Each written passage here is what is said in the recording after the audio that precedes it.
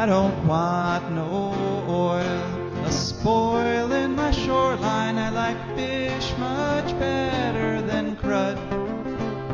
I like birds and things a-creeping and crawling. Won't trade no more oil for blood. The sun done give us all we need to make this country run.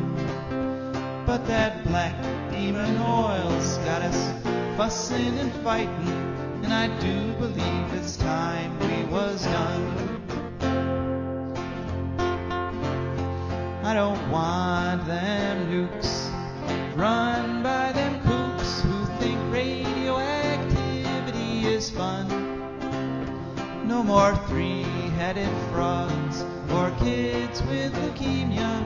Nuclear power ain't fit for a dog. The sun done give us all we need to make this country run. But that nuclear power's got us fussing and fighting, and I do believe it's time we was done. No nukes!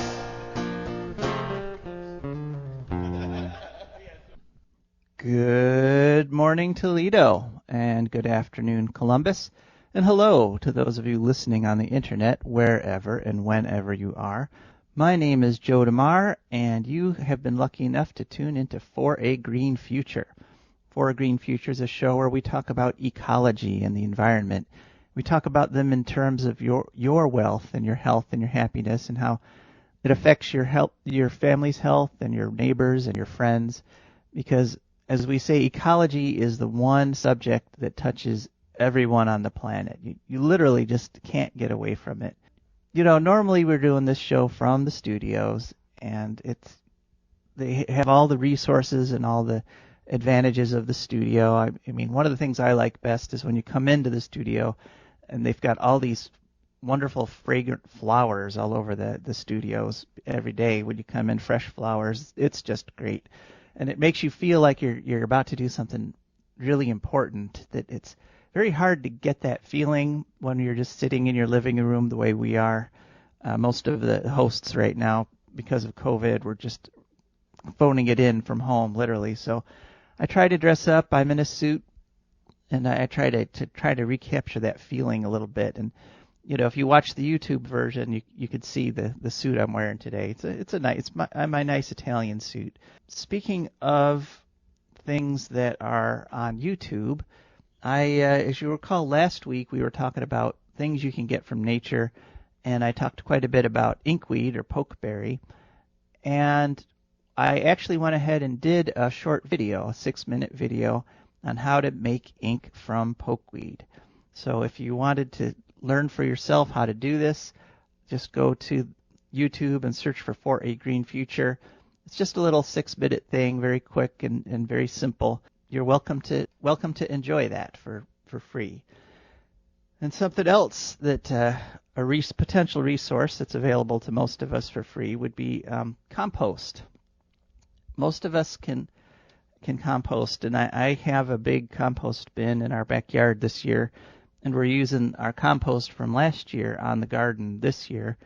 And I was just thinking about compost the other day, because I went out and the compost bin, this mushrooms had sprouted up inside the compost bin that I never saw before. I never saw that kind of fungi before. It made me think about what's in a compost bin, and it really kind of demonstrates what our society is like, because inside my compost bin is stuff from all over the world, because food waste, and food comes from all over the planet now. I mean, there could be some leftover soy that came from soybean fields that were in Brazil.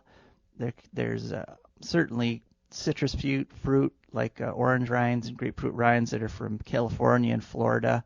In ecology, nutrient transport is an extremely important issue. I mean, ecologists are always looking at how nutrients get moved from place to place in the environment.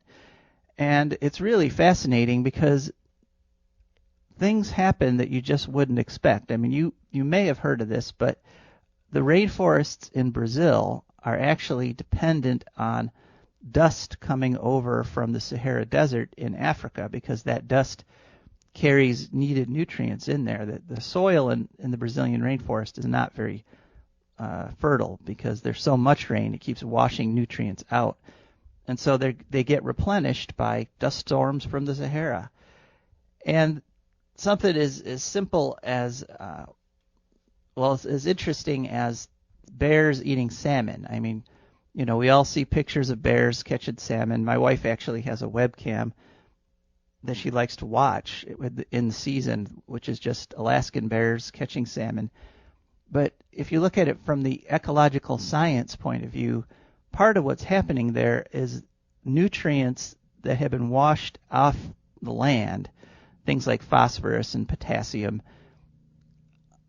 get washed down into the oceans. And what would happen if there weren't any life, if there wasn't any ecology on this planet, is that those nutrients would then just settle to the bottom or get distributed throughout the ocean through diffusion, and that would be that. But instead, what happens is living things get those nutrients that get washed off and washed down the rivers and into the ocean, and they use them to build their bodies. And the plankton get eaten by the little fish, and the little fish get eaten by the salmon, and then the salmon come back upstream.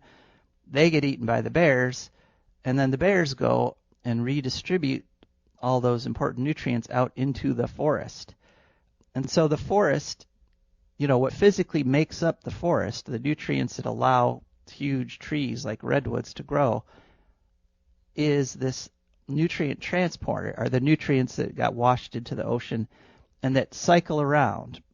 And, the natural nutrient cycles pretty much do a good job of distributing nutrients all over the globe and making sure that pretty much everywhere on the planet there's enough nutrition, enough nutrients, vital elements like phosphorus and copper and things like that to support plant life and therefore animal life. We have kind of turned nutrient transport up on its head. I mean, because as I said, we get food, we get nutrients from all over the globe and the oceans, and we bring it to our dinner tables, and we eat them, and then it ends up, getting washed. It goes down to a sewage treatment plant, and then will go out into rivers, and then get washed right back into the ocean again. Or, as in my case, it's going into a compost bin, and then that's going to go on my garden. So my yard is going to have nutrition, elements in it that came from all over the planet that will help plants grow around here. But in a truly balanced ecological system, we'd recognize that we need to make sure that the natural nutrient cycles aren't completely broken, because what happens then, if you don't allow nutrients to cycle naturally, is that places get impoverished in terms of nutrients. And that's how you get what they call mining the soil. That's how, for example, you get huge swaths of farmland and you just mine them, you just grow food on them year after year after year. You don't allow the natural cycles to work their way in and keep the ground fertile, and eventually you deplete the soil. You get the soil to the point where it can no longer support plant life and then animal life. And so, nutrient cycles, that's kind of a deep ecological principle, and it's one that really hasn't made its way into our mindset yet, but it's one we are going to have to deal with eventually, because we know that if we don't deal with it, our cycles will eventually collapse. They will eventually no longer support us. And long term, that's one of the most important reasons that we need to get ecology into our public policy. And we're going to be talking about that during the rest of the show. We have a special guest coming on. Her name is Collette Adkins, and she's going to be calling in. She should be calling in right about now, Russell, so take a look at the phones there. We're going to start talking with her at 8:15. She's with our friends at the Center for Biological Diversity, and she's going to be talking about the latest threat to predators in National Wildlife Refuges. And it's a fairly serious threat, and she's going to tell us all about that. Then we'll hear from our sponsors, of course, at the bottom of the hour.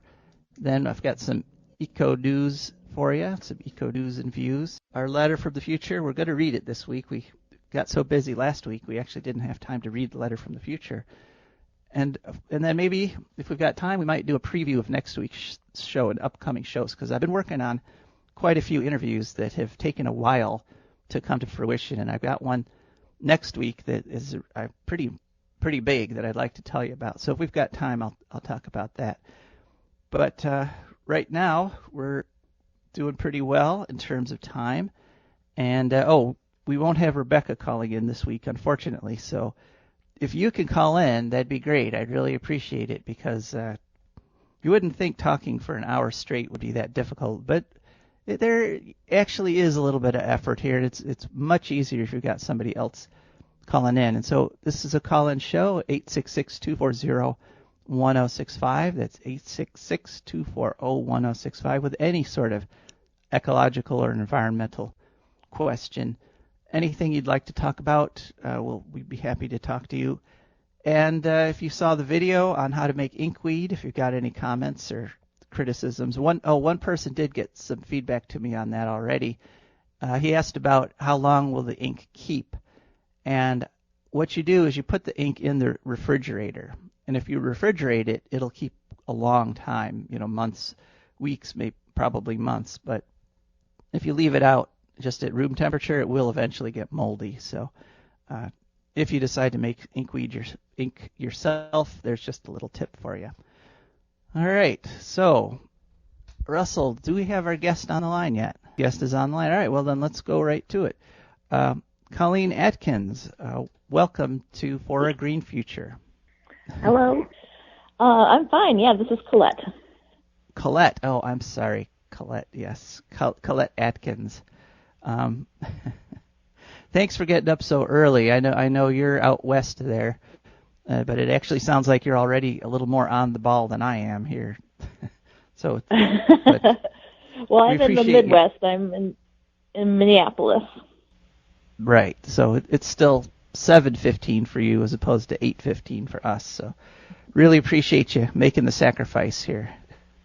Happy to be on. Okay. All right, Collette, could you please just remind us of your name and your position? Sure. My name is Collette Adkins. I'm the Carnivore Conservation Director and a Senior Attorney at the Center for Biological Diversity. Oh, that's great. We love the Center for Biological Diversity. We've had guests on from them before, and we often report on what you folks are doing. And could you just give us a quick overview of what's being proposed here by the Trump administration? Well, sure, and I'm glad to hear that you love the Center for Biological Diversity. I do too. We're a national nonprofit, and we do work all across the country trying to protect endangered species and special places to them, and that's why we're concerned about what the Interior Department is doing here. So they just announced last week that they would be opening up expanded hunting and fishing on 2.3 million acres of the National Wildlife Refuge system. So that's covering 147 National Wildlife Refuges and national fish hatcheries. So these are federal public lands managed by the U.S. Fish and Wildlife Service. And of course, hunting and fishing occurs on most wildlife refuges across the country. There's just, some that were remaining that were largely set aside to protect endangered wildlife, sensitive habitats. But this new rule would expand hunting into some of the most precious and sensitive areas in the National Wildlife Refuge system. And we're really frustrated by that because wildlife already are facing so many threats, habitat destruction and pollution and even overhunting. And they need areas where they can have, really like a safe haven where they can raise their young without fear of being shot, or just even the sounds associated with hunting, the extra disturbance, the gunshots. It really is. It's frustrating that this has happened. Yeah, I was going to say, isn't the whole idea behind a refuge to create protected populations that don't have to face pressures from things like hunting and other human activities? Well, you'd sure think of that would be the case based on, they're called wildlife refuges, right? But it just isn't the case. And in fact, hunting does occur on most of them already. And, but this rule expands it even further so that, sometimes the refuge managers would have set aside one unit of the refuge and said, okay, well, we've got whooping cranes that nest in this area, so we're not going to allow hunting there because we recognize that those endangered animals would be disturbed. But now what we see is that because these refuge managers receive direction from above to expand hunting opportunities, that they've done that. And what's happened is that now we've got these sensitive areas that are subjected to hunting. Mm-hmm. So, but don't the ecosystems that Trump's proposing to open up to hunting, don't they need to have the predators that they're talking about hunting?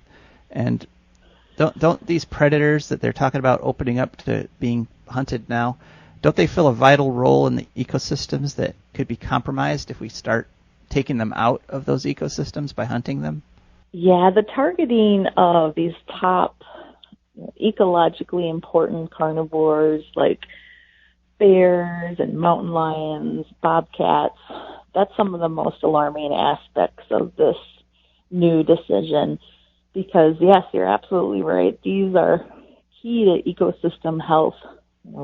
For example, they help improve the genetic health of the animals that they eat. So, for example, let's take a mountain lion that would feed upon the sick or weak, let's say deer fawns, for example, leaving the ones that are most robust to survive and grow up and strengthen that herd over time.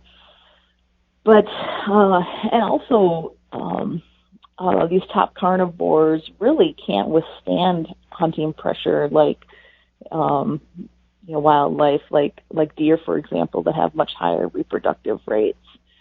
So we were particularly concerned that these animals are being targeted by this new rule, and that's one of the reasons why we are planning on challenging this to make sure that we can protect these precious habitats for endangered wildlife, to protect some of the rarest and most ecologically important wildlife like predators. Another aspect is that the Interior Department is expanding the use of lead ammunition and lead tackle on refuges. And we all know how damaging lead is. We've known that for decades and decades, and there's so many safe and affordable alternatives to using lead ammunition. There's lots of non-toxic alternatives now. Well, actually, so many of these refuges. Actually, could you go back and tell us why allowing lead ammunition and lead tackle and fishing is dangerous? Could you just review that for us? Yeah, so take bald eagles, for example. They'll scavenge on carcasses of animals.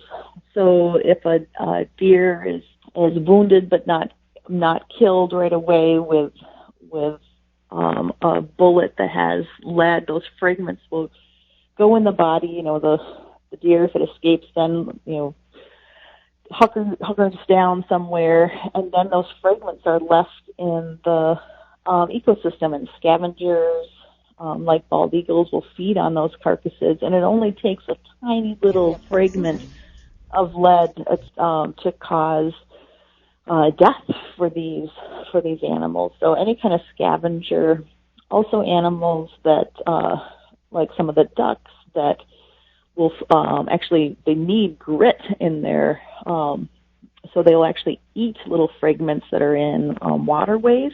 So they'll pick up the lead fragments along with other gravel, and then that is toxic and kills them as well. Oh yeah, I guess they actually eat or consume little stones and things, little pellets, to go into their gizzard, and then that helps them. The gizzard in the birds actually helps them grind up their food, right? Yeah, exactly. Yeah, but so to a bird, I mean, a little lead pellet shot probably looks like the ideal gizzard stone. They're like, wow, that's just the right size and shape.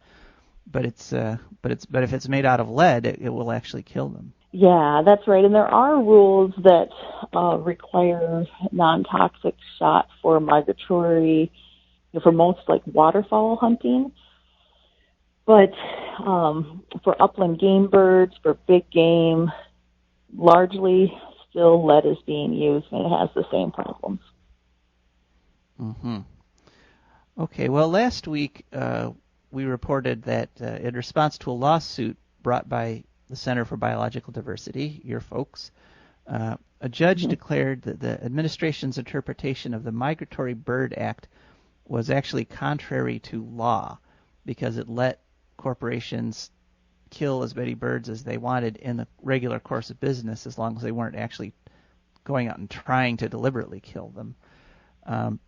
So would you say that the move to open the refuges to predator hunting is part of a larger pattern of bad stewardship of the environment by the administration? Well, getting so close to the election, I can't talk specifically about the Trump administration, but let me talk more generally about the Interior Department. Okay.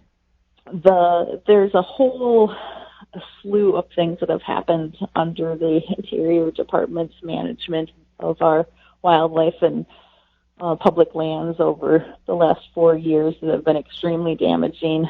Definitely that decision on the Migratory Bird Treaty Act was going to be awful, but luckily, we were able to challenge that, and the courts agreed. And in fact, we've had a lot of success getting some of these regulatory rollbacks reversed in the courts, and we'll continue to work towards that. But just in the last week or so, even if you just think about refuges, we've had a whole bunch of things. So the Arctic National Wildlife Refuge, one of the last big wildernesses, again, opened up this time to natural resources extraction like oil and gas drilling. We had another rule that came out just very recently that opened up national preserves in Alaska to some of the cruelest and most ecologically harmful predator control methods like killing wolf pups and bear cubs in their dens, using artificial light, using bait to catch grizzly bears. There's really been this broad movement to target wildlife and open up our public lands, and it's damaging, and we're doing everything we can to try to get those protections reinstated. Well, we here at For a Green Future really appreciate your efforts there at the Center for Biological Diversity. If people want more information about what the center does, and if they want to follow this story and other stories you folks are working on, how would they go about doing that?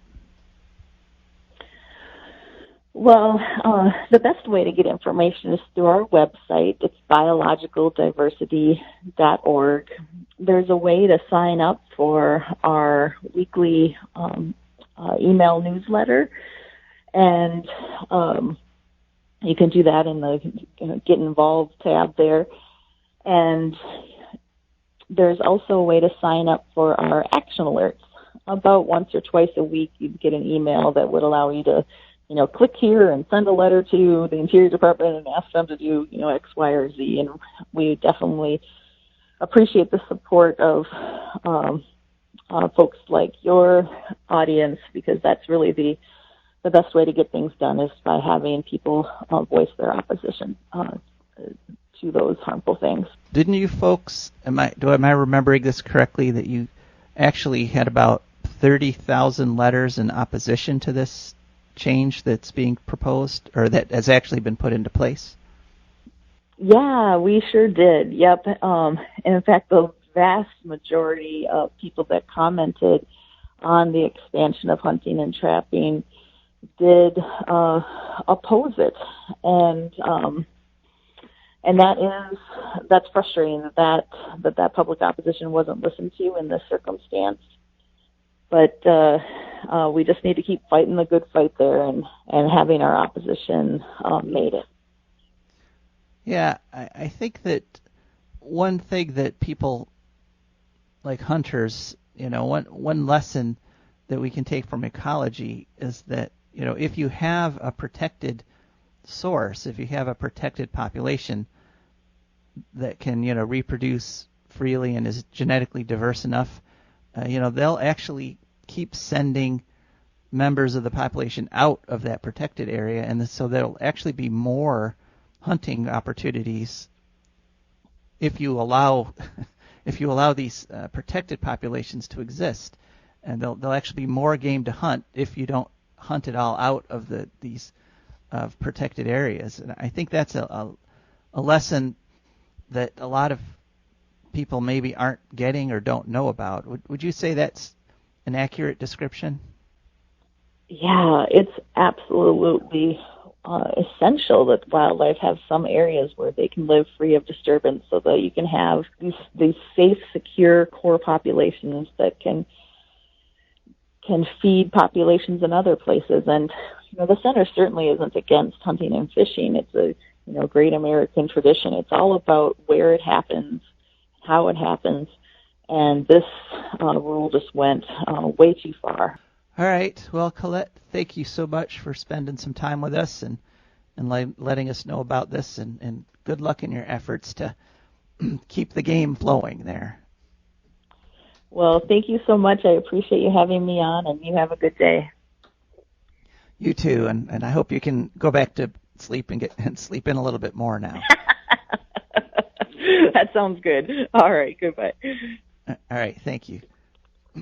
That was Collette Adkins of the Center for Biological Diversity. And now it's time for our environmental news segment. And Collette there, of course, being someone from a nonprofit organization,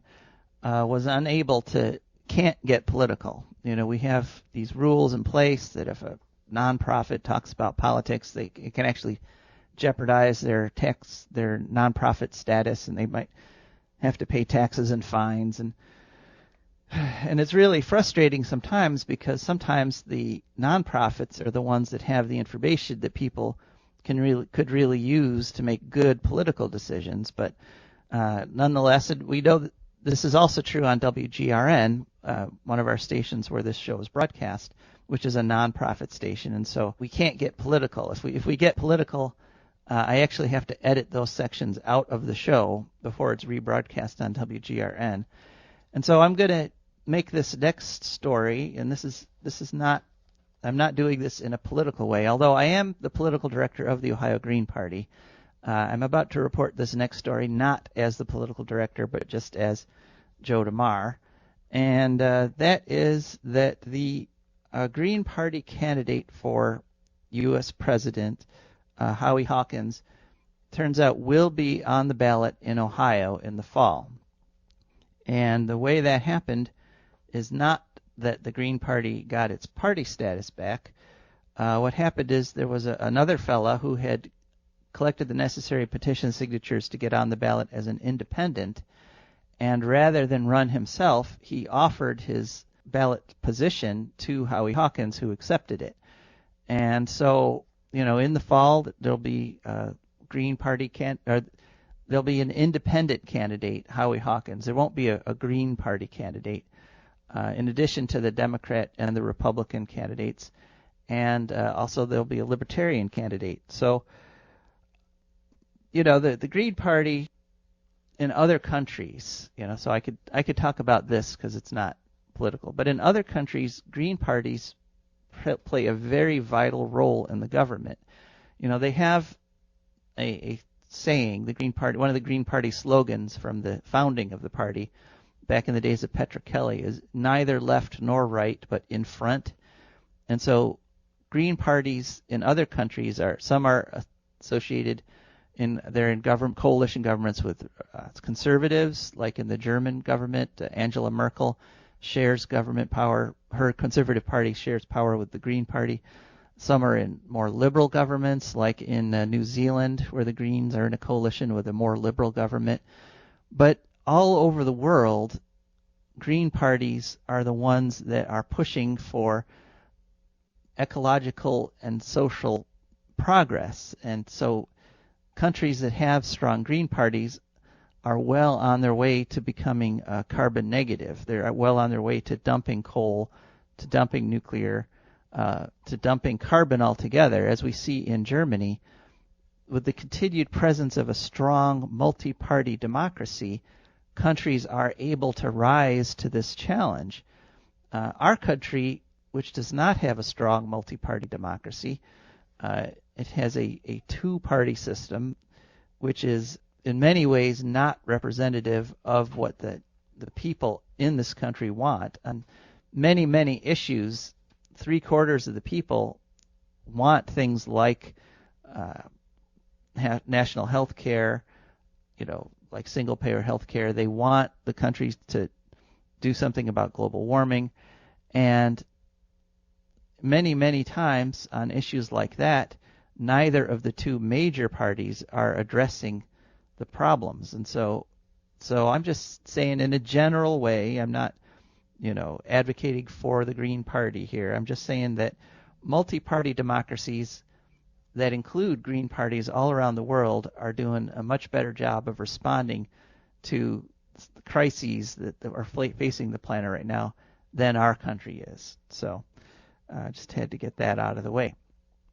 Now, on to more strictly ecological news.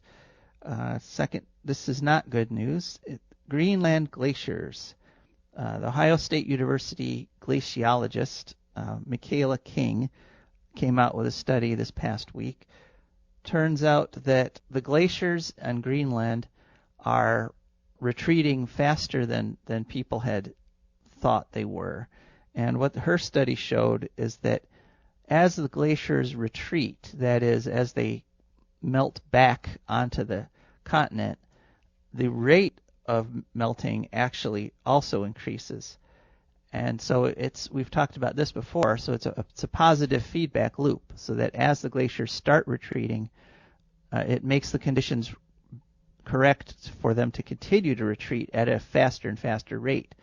And in fact, the increase has been about 60 gigatons per year.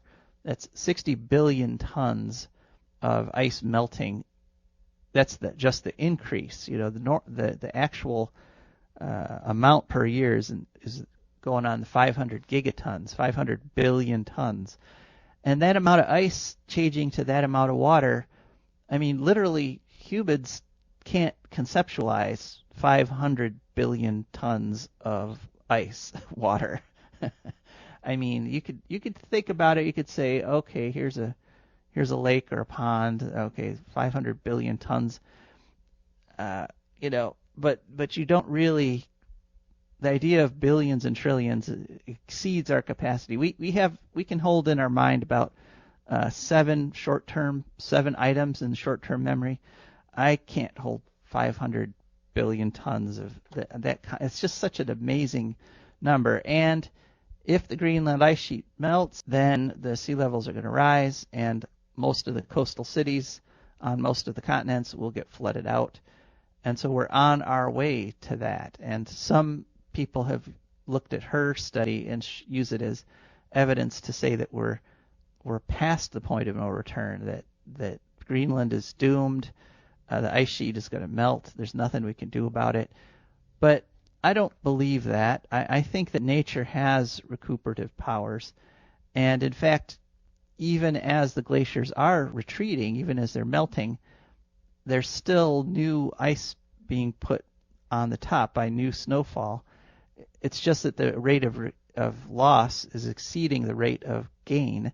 But if we can stop putting carbon in the air, if we can break these positive feedback loops, then things can improve.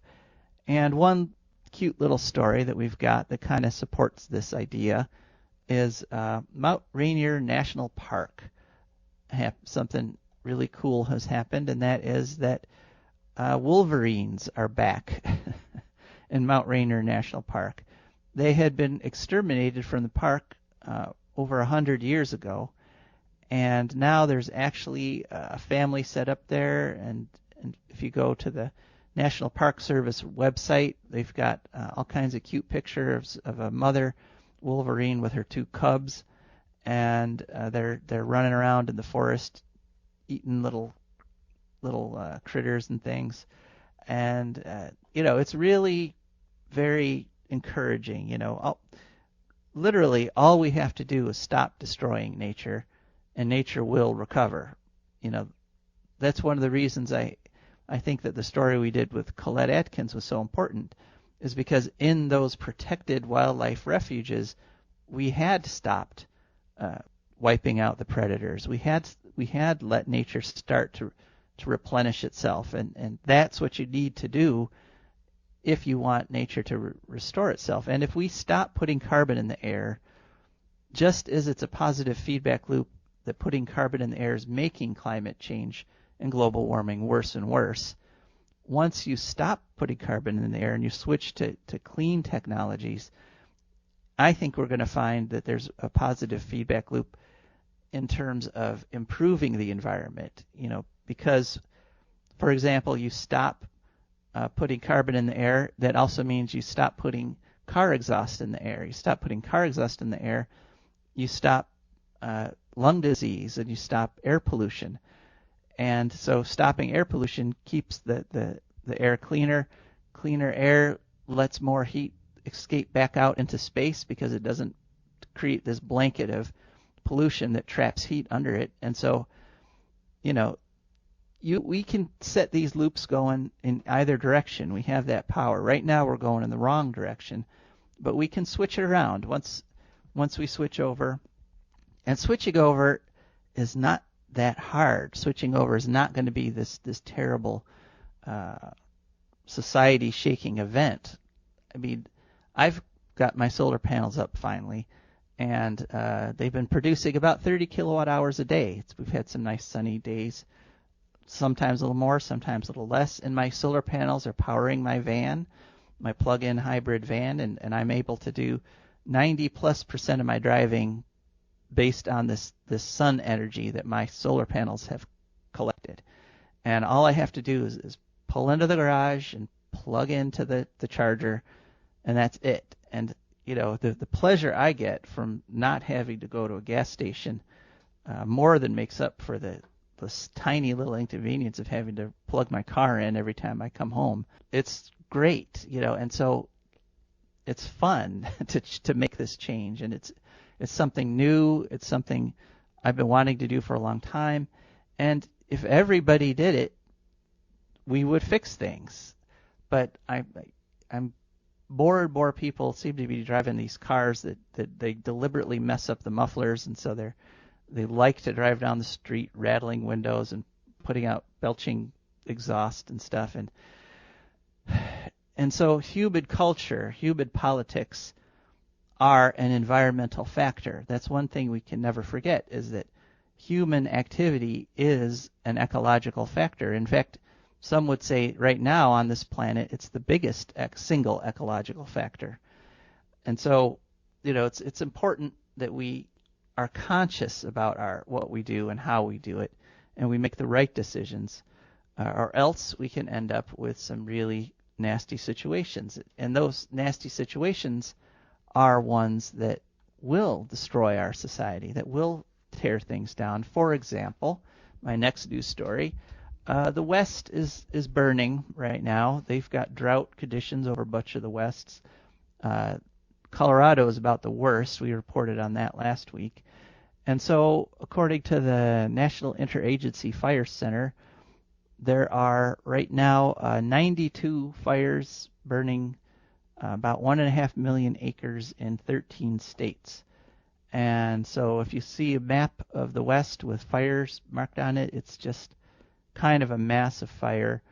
So far this year, about 3 million acres have burned. Now, believe it or not, that is not as bad as in some of the recent years.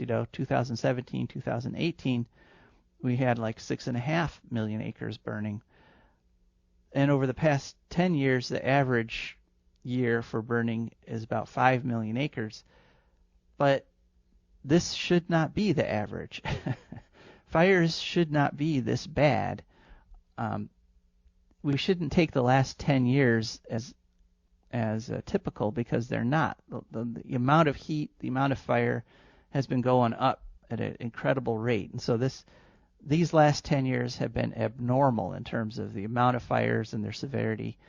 And, there were stories in the news this past week about how some of the fires in California particularly have killed people and destroyed homes. And, that's the big threat to our way of life. If you cherish your way of life, if you cherish having a comfortable home and being able to eat what you want when you want and having freedom to move about, if you love all those things about the American way of life, you should be working as hard as you can to reduce carbon and to stop carbon, because that is what's going to disrupt the American way of life. That's what's going to destroy what we and our forefathers have created, this very comfortable society we like to live in.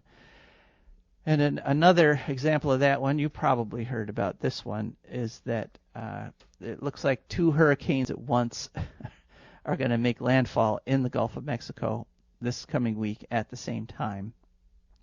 And this is just another example of how bad things can get. So please, heed this news here, and try to get on the bandwagon and try to reduce carbon. Think about putting solar panels on your own home, and think about trying to make whatever difference you can, both in the world, in the larger world of politics, and in the larger world of ecology. And start your compost pile. I mean, a lot of people have been meaning to do it for a long time, but it does make a difference. I mean, my trash, now that we compost all the organic stuff, we only put out a few pounds of trash a week, and we're working on trying to get rid of even those last couple of pounds. But it can be done. That's all I'm saying. The future is a green future.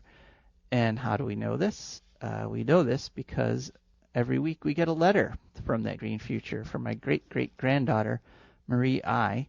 And before I read the letter, I just want to say, Russell, I just got a text from somebody who's been trying to call in, and they say they're not getting answered. The number is 866-240-1065. That's 866-240-1065.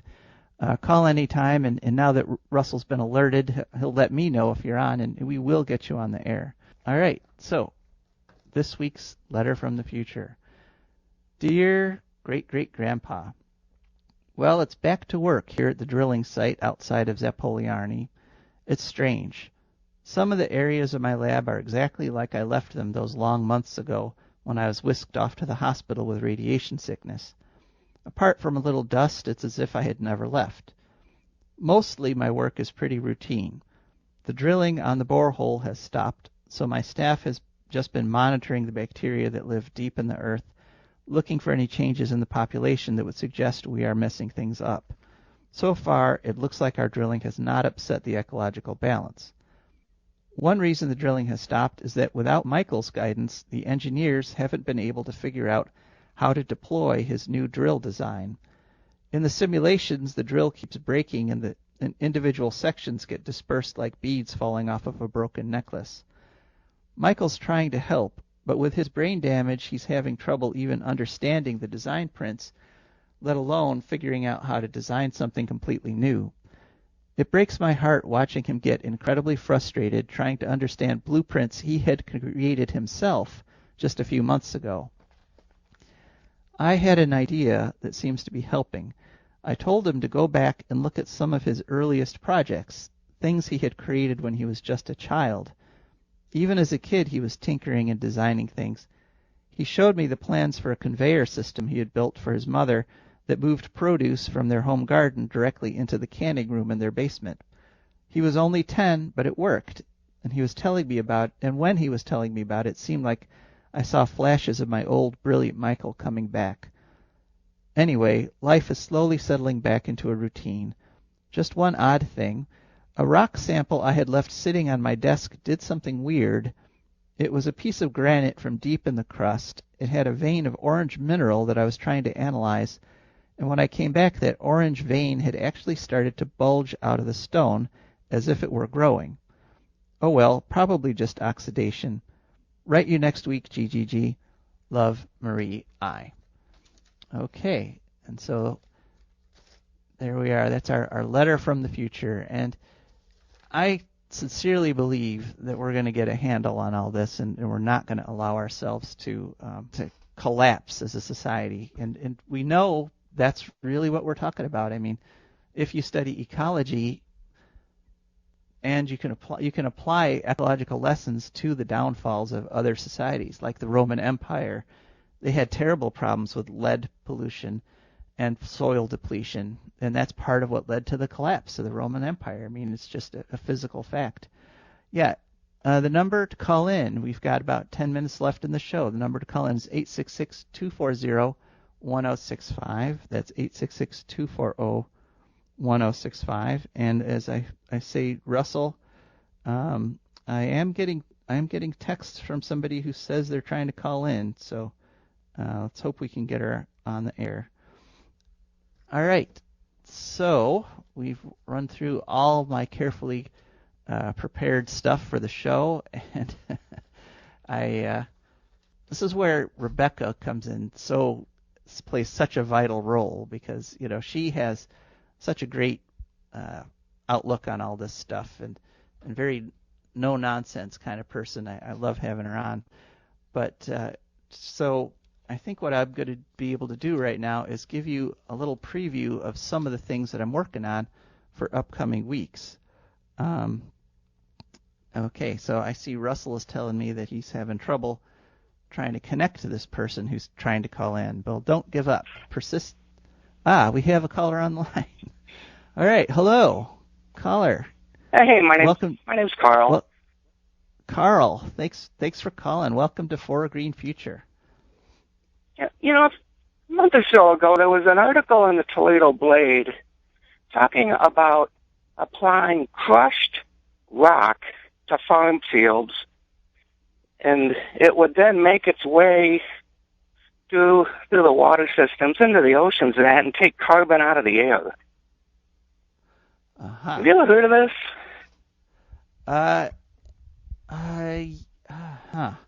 Carbon. I've heard of doing that with acid rain. I've heard of doing that with limestone. I have not heard of doing that with rock. And it was a study that's been done, and it's I Googled it, and there's a word for it, and I can't remember exactly what the process that they were calling. But I was just seeing if you had any feedback. Well, I do know that weathering of rock can absorb carbon. I do know that, and I think that this is an example of geoengineering, though, and geoengineering. Some people are saying that's what we need to do. That it's inevitable. That we've got to do all these things like putting rocks onto the soil or creating reflectors that'll reflect sunlight back out into space. And the big problem with geoengineering, of course, is that it takes energy to do it. I mean, if you're quarrying rock and you're transporting it and you're crushing it and you're transporting it to farm fields and you're distributing it, all that stuff takes energy. And a lot of these geoengineering schemes end up putting just as much carbon in the air as they take out. And so none of them actually will solve the problem if we continue to put carbon in the air. So I'll definitely look for that, Carl, and see if I can't find that. Do you remember what kind of rock it was? No, it just was talking more like, rock dust in a sense. No, it was just a small article. It was probably maybe a month or so ago, but when you Google it in that way, it does come up and talk about it. All right. Yeah, I'll look into that for a future show. So thanks for calling, Carl. Thanks. Bye-bye. All right. Bye. Okay, well, we have time for one more call if someone wants to call in at 866-240-1065, and very grateful for the call we just got. Some of the things we're working on for future shows, I mentioned the study about the glaciers in Greenland. Well, it turns out that study was actually done by someone from OSU. Her name's Michaela King, and I am working on trying to get her as a guest on the show to talk about this study herself. And we've been exchanging emails. It's going pretty well. The fingers are crossed. I'm hoping we can make it happen. There's another potential interview that I've been actually working on for some months now, exchanging emails with people, and I think it's finally going to come to fruition, maybe next week, maybe the week after. But one of the things that happened in last year's House Bill 6 hearings, and the House Bill 6 update is still, we're pretty much where we were, with some people calling for repeal. I haven't seen any concrete proposals yet. Some people are calling for repeal, but give Energy Harbor the money anyway, which is ridiculous. But one of the things that happened in those hearings is that a lot of the nuclear advocates and the coal advocates, a lot of the people that basically gained directly from this crooked legislative process, part of their testimony in the hearings was that the energy programs in Germany, which Germany as a country has committed to closing all its nuke plants and all its coal plants and switching over completely to wind, solar, and geothermal and hydro and other renewable, clean forms of energy. Well, the people who stood to gain directly from House Bill 6, the ones who got that $1.5 billion of your money, and by the way, are still in line to get it because nothing has been changed or repealed yet, they kept saying that Germany's experiment, Germany's plan, and Germany's attempt to do this was a failure. And I know that it was successful, that it's being successful. It's one of the reasons Germany has one of the strongest economies in the whole European Union, is because they're making this switch and they're finding all kinds of benefits, economic benefits as well as ecological benefits, as they do this, as they shut their coal plants and shut their coal mines and shut their nuclear plants. They're actually finding more and more economic benefit and activity. So anyway, I am working, and fingers are crossed, and I hope this comes to fruition. I'm working on actually getting a representative from the German government on as a guest to talk about their program and the truth about it, not what the lobbyists for the coal and nuclear industries are spinning about it. And that one hopefully will be coming up very shortly. And what else do I want to talk about? Well, I do want to say that we are brought to you by the Wood County Park District. Almost forgot our wonderful sponsor. The Wood County Park District is a natural resources conservation agency. They protect natural spaces, maintain quality green spaces, they provide engaging programming, and they teach people to love and respect nature. They restore wildlife habitats, and they lead outdoor adventures. The Wood County Parks protects natural spaces in Wood County for all to enjoy from 8 a.m. to 30 minutes past sunset every day of the year. There's several ways to get a hold of them. One is to call 419-353-1897. Another is to go to their website, wcparks.org. They've got a great Facebook page. Just look for Wood County Parks, and an app store. They have an app. Just go to the App Store and search for WC Parks. And just as a public service announcement, the Wood County Parks at 10 o'clock today, they're actually having a show or a demonstration on composting at the Carter Farms, Carter Historic Farms, and those are in Bowling Green there. And I intend to actually go to that because I have some general composting knowledge, but I could always get some more. That's at 18331 Carter Road in Bowling Green. All right, thank you so much. We managed to get through the hour without Rebecca, hard as it was. And thank you to the caller, thank you to our guests, and thank you, folks, for listening. This is Joe DeMare, signing off. To make this country run, but that black demon oil's got us fussing and fighting, and I do believe it's time we was done.